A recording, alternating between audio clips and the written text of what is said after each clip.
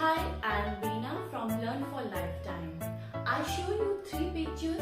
When you see it, tell the name. Egg,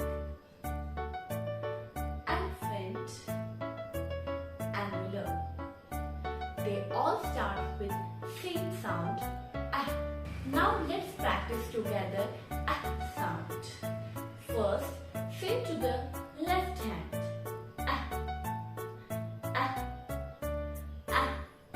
Now say to the right hand.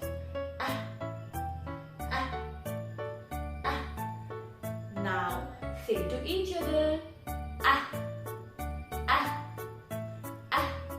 Well done. The action we'll use for letter E in Joy Phonics to pretend the crack like this. Let's do with a rhyme.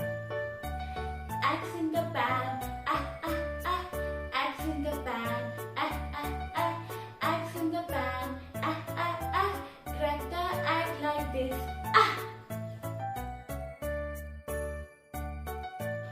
Okay, I will give you one activity in which you have to find out the correct picture from these two that starts with sound.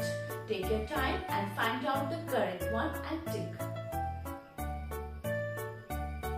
Yes, well done. Now see you in next video.